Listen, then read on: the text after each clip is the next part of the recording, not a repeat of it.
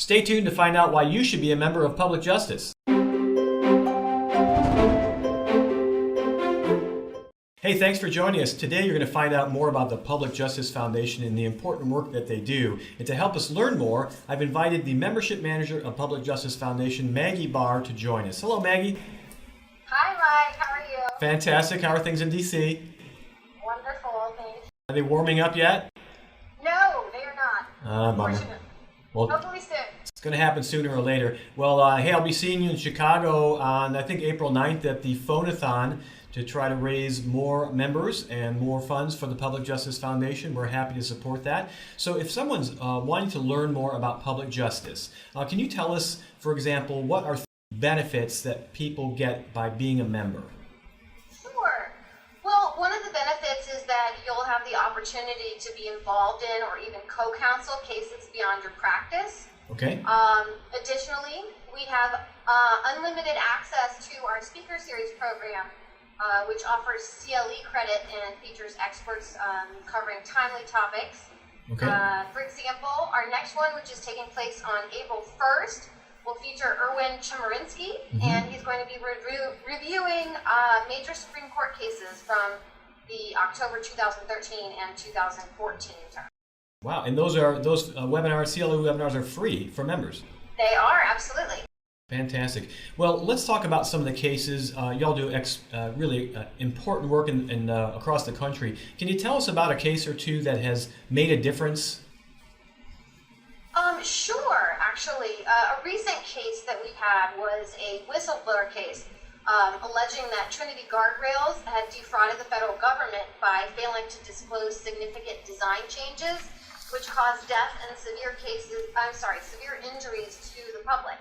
We represented an auto safety group that became concerned when the district court in the Trinity case entered a broad secrecy order, and after we intervened and argued against court secrecy, the district court ordered hundreds of documents regarding the safety of the guardrails be released to the public.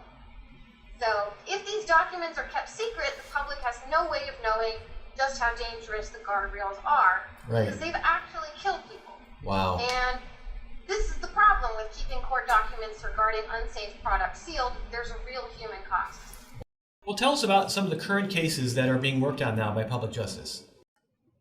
Well, recently our Executive Director, Paul Bland, testified at a field hearing held by the Consumer Financial Protection Bureau on the issue of forced arbitration in consumer contracts.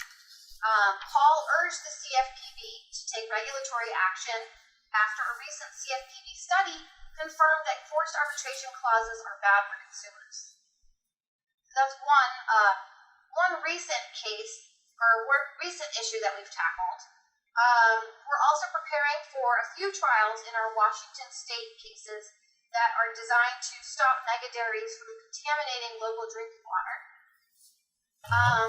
And last but not least, we're working on a case right now out of Oklahoma where a family purchased a new truck from a dealership, only to find out after getting in an accident 3 weeks later that it was actually a used truck and had been involved in a very serious accident before.